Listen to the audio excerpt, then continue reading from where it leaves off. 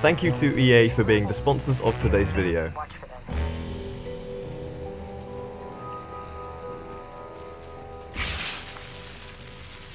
Yes people, you know the drill by now.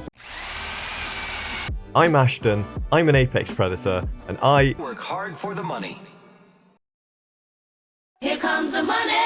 Here we go, money talk. Here comes the money! This is my seasonal Apex Legends tier list, a series where we go through every single legend in Apex Legends, going through what makes them good, what makes them bad, and rating them from worst to best. But before we get into it, over 87% of you guys who actually watch the channel already are not subscribed, so if you're new around here, or if you just haven't got around to it yet, then please do subscribe to the channel. As you can see, only cool kids are allowed around here. I mean, look at this Pathfinder skin. Cool. You won't regret it, I swear. As is always the case with the tier list on the channel, we're going to be starting off in the F tier, or should I say, the Fuse tier, the Grenado Tornado tier. Back on Salvo, they called me the Grenado Tornado.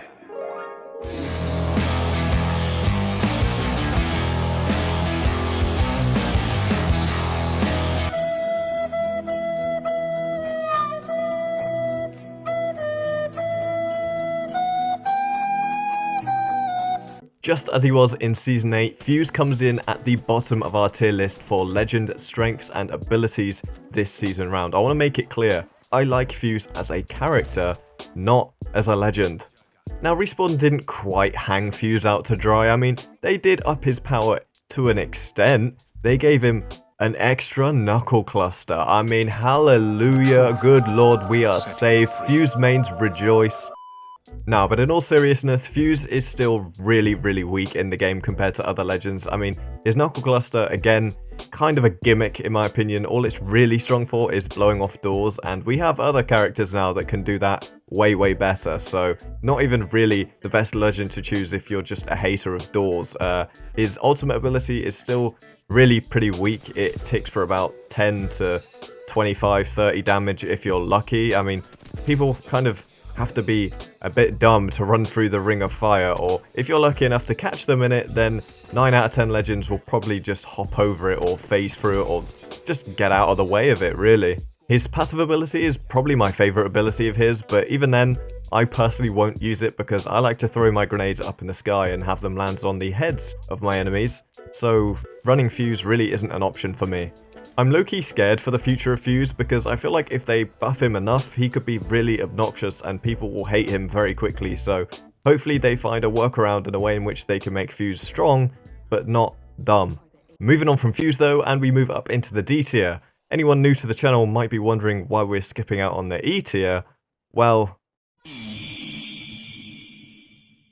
yeah, it just kinda scares me really. The legend I've put in the bottom of D tier is going to be Mirage. I mean, as the seasons have gone on and legends have been introduced into the game, Mirage's power has lessened and lessened. I mean, all of the new legends kind of one-up each other, missing out Fuse in between Season 7 and 9. I mean, Fuse is just kind of an anomaly, but all of the legends being added to Apex have crazy new abilities that impact the game in big ways. Yeah, Mirage shoot decoy, haha.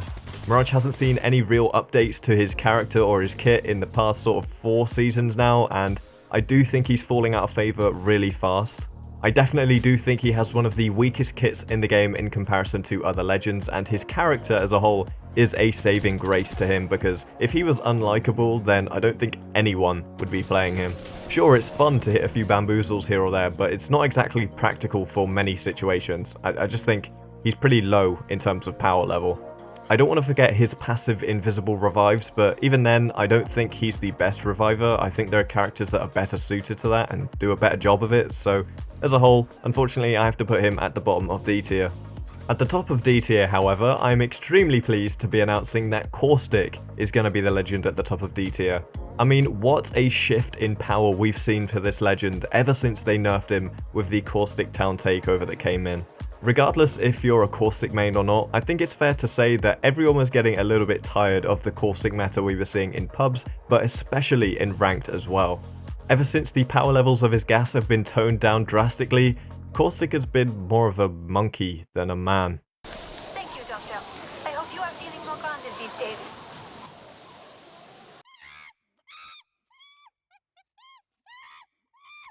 Caustic's gas grenade and gas traps are more of an area denial tool now more than anything else, and even then I think there are better area denial tools and abilities out there that Legends have over this gas. I think people are more likely just to tank the gas now that it hits for such a low amount of HP, so for the most part I have to say, in my opinion, he's probably the weakest defensive Legend now. I think he'll be buffed in the future, but for now, this is where he belongs, in D tier. In at the bottom of the C tier, I've decided to go for Rampart this time round. I feel like she's pretty playable now. Compared to where she was a couple of seasons ago at least, she is way stronger than then. From personal experience, I find you're going to have the least amount of fun playing Rampart if you play her the way she was designed to be played. I mean, she comes in handy in those situations where you're bunkered down and you need walls to help defend the area that you're in. Sure, that's really helpful, but you don't want to be doing that from the get-go. If you run around and use her walls on the fly, you're actually going to get a good amount of use out of them.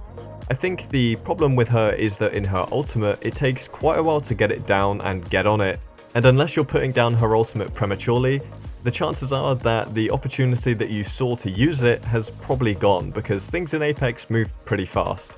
Still, even so, I see her as a better defensive character than Caustic, as personally I'm way more scared of an amped wall than I am a gas barrel, and a good team with a lot of amped walls around can be really hard to displace. The walls are pretty tanky now, and especially given the fact that you can block doors with them, yeah, I feel like they're way more of a utility than a gas barrel, for example. Alongside the Mash Lady in C tier, we also have Wattson, and I was so pleased to see low profile removed from a bunch of Legends this season, because it means Wattson has received yet another small buff. Now, I know a lot of you are going to point to the fact that Wattson's fences are bugged at the moment, and yeah, it is unfortunate with the changes to the arc star mechanics in the game. Unfortunately, Wattson's fences no longer slow people, but I am going to be talking about Wattson as if she hasn't got that bug, because it will be fixed very soon. The devs have confirmed that, and if I kind of implement the fact that her fences aren't effective at the moment, then when they are fixed, this becomes completely irrelevant. When I think of defending a position or a building in Apex, in my opinion, a good Wattson is going to be the hardest defensive character to push in on. A good Wattson player is going to make those fences intertwine and have so many of them that it's going to take you a decent amount of time just to shoot them out and get into the building, in which case you'll probably be shot in doing so. That, partnered along with the fact that her ultimate gen is going to deny you grenades and is also going to be healing their shields passively, that is a strong character. Now don't get me wrong, Wattson isn't exactly fun to play in pubs for example, but for a game mode like Ranked or any competitive game mode, or if you're just win grinding and want to be extra safe, I do think she is actually a really strong character to have on a team.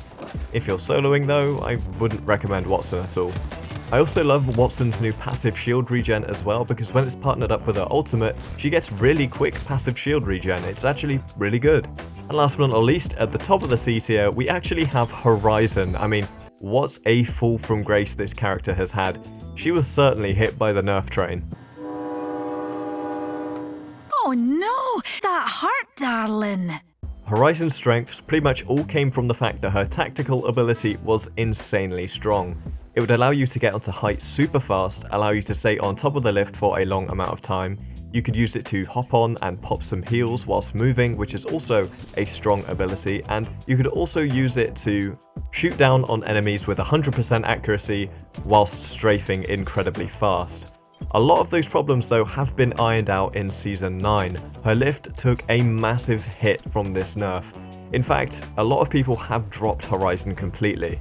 I would say Horizon isn't exactly quite as fun to play anymore, but in my opinion that's a good trade-off because her power levels were extremely unbalanced with the rest of the legends in the game, and she's still usable if you put enough time into it. Her ultimate still has a lot of power as well and is still very strong if used correctly, so I don't think she's been hit too hard. I do think she's in a better and more healthy position as she is now than where she was at launch, definitely. Now we can move on up into the B tier. From here on out, legends get pretty decent. I mean, anyone in the B tier and above are definitely fun and playable legends. At the bottom, I've gone for Loba. Now, correct me if I'm wrong, but I'm pretty sure this is the highest placement I've ever given Loba in a tier list. I'm honestly a big fan of the changes they've given Loba over the past couple of seasons, especially though in Season 9, where now they've made it so Loba can run whilst throwing and receiving her bracelet. It's a huge change and it makes her feel so much better to play. When you partner that with the fact that they're making consistent, concise efforts to fix the tactical bracelet so that it fails much less regularly, as well as the fact that the ultimate ability still holds a really decent amount of strength, and although it could use a personal buff for Loba specifically, I do think it offers a lot for the team and sometimes enemy teams as well. It's a really strong ability, and all in all, Loba is now quite fun to play. Next up, I've gone for Lifeline, and that was a tough decision because I've always put Lifeline in A tier, and I really do feel like she is still a really strong legend. However, the removal of her revive shield does make a big impact on the way she plays. Although in my opinion it is in a healthy way for the game, it does take away what was a really strong ability for her. Now though, it is replaced with an even more steroid injected, fueled up drone, which is going to be pumping the health into your downed teammates as soon as they get up, so that they can pop a battery, and by the time they've done that, they're pretty much going to be full health anyway. That is very strong. Lifeline can now also passively revive 2 people at once, which is again really strong, and so long as they're in cover, yeah, that's again a really strong ability to be able to passively revive people while shooting. Regardless of having a res shield or not, that is a strong ability, and if used correctly, you're going to see the benefits of it. The changes to the care packages are also really good as well. You're going to get what you need out of a care package every time now. It's no longer just down to chance, and while you might not get a purple shield, you're still going to be getting stuff that is useful for you, so there's never going to be a chance where you get a care package of stuff full of stuff that you just don't need. Yeah, I think Lifeline's changes have been pretty well rounded, and she is definitely a good legend still. It wouldn't be a B tier without Bangalore in it, the most balanced legend in the game. She remains balanced, no changes to Bangalore, and honestly, that's fine by me. As I always say, Bangalore is the most balanced legend in the game. Her power levels are good for her ultimate, but not too good. Her passive ability is amazing, but also not obnoxious in the slightest, and her smoke grenades are useful in all kinds of situations. Please, never change Bangalore. Regardless of what people say, she definitely doesn't need a buff. A good player is going to have a great time on Bangalore. I mean, just look at Shiv for example. Actually, for the top of B tier, I've gone with Crypto. After a lot of thought, I think Crypto really does offer a lot for a team, and even as a solo player can come in really clutch, especially with that ultimate EMP. I think that's where all of Crypto's power lies, is in his EMP and in his drone, and that's the main problem I've always had with Crypto. I feel like he should have a couple of abilities that he doesn't need his drone for. I love that you can see how many squads are in the area around on banners in his drone. I think that's a great ability, but personally I'd love to see him be able to see how many squads in the area without going in his drone maybe. I feel like that would be a great ability for him to have. Regardless though, his drone scanning people can be useful for the team, kind of like a permanent Bloodhound scan if used correctly, but the power of having an EMP that a team can push off, you're going to see a lot of that in Ranked this season because Crypto is definitely at his most effective on World's Edge. But that's enough about Crypto, and that's enough about the B tier in general. Let's move up into the A tier. Now we're talking top tier legends, and unfortunately it pains me to say the legend at the bottom of A tier is gonna have to be Revenant. Now it pains me because I hate Revenant as a character. I think everyone hates fighting against a good Revenant, but his power levels in his abilities, when used by a good player, are extremely high. And the truth shall set you free. Now I know there's been a lot of talk about Revenant recently receiving a buff in the future because the devs have talked about Revenant still being a weak legend, and I just can't wrap my head around this. Revenant's tactical ability silences enemies, making it so they cannot use their abilities at all. That is a really strong ability. Like, I don't care what you say, making it so all of the legends can't use their abilities. Like, for example, a Gibby can't use his arm shield or a bubble, or a Lifeline can't res people, or a Pathfinder can't grapple. Completely nullifying them and making it so they can't use their abilities, that's a really strong tactical ability. If you've played Ranked in Apex Legends in the past couple of seasons, then you'll know about Revenant's ultimate ability, the Totem of Undying, giving you a free 100 health push on any enemy when using the totem. That, again, is a really strong ability, especially when used by an organized, effective team. Pretty much you can just single out one member of the enemy team, 3-stack on him, kill him and thirst him, and by the time you're sent back, you're in a 3v2, and that's a winnable situation, of course, any day of the week. Revenant, however, is at its weakest when used solo in a public lobby with 2 players on your team who you're not talking to, or you just don't have any way of communicating to. Now obviously, if you're solo and you're using your totem on your own, it's going to be no way near as effective in trying to deal with a full team. But I do think the potential of the power level in Revenant's abilities when used in a full team is extremely high, and I do think he is one of the best legends in the game. You just gotta use him correctly. In just ahead of Revenant is the new girl to the game, Valk. Valkyrie is a really great addition to Apex Legends. She's pretty balanced, but also not at all overpowered in my opinion. That said, she does have a high power level, especially in ranked and competitive play, and that's what puts her up in A tier. She's not quite at the top of A tier though, because in my opinion her tactical ability is useful, definitely especially when used by a good Valk player who can use it for area denial or use it to stun an enemy before a push. But it does take a little bit of skill to be good with it, and I do think it's not quite as strong as people make out. I mean, it does do around 30 damage if you land it, and it does stun people, but it's very situational for it to be used effectively. She also has a bunch of really useful passive abilities, like being able to scan recon beacons. Everyone's kind of clocked how useful that is in ranked right now. And the ability to see people highlighted whilst redeploying or using her ultimate ability is really nice and makes it so you're not going to be landing on people by surprise. Her ultimate ability, offering instant repositioning for any team in any situation, to get out of a sticky situation or to launch an attack on a team that are in a strong position, is definitely extremely strong, and we're seeing it being used a lot in ranked and competitive Apex right now. You can see a lot of Valk being used in the near future if she stays the same. I do suspect we'll see a slight nerf to the height in which she reaches with her ultimate ability though, but that's just a guess. Up next I've put Bloodhound. Not many changes to Bloodhound this season apart from the fact that they no longer get scan assists in ranked. Wait a minute, Hound, what are you doing? Hound? Sheesh, at least anti-peek's enabled.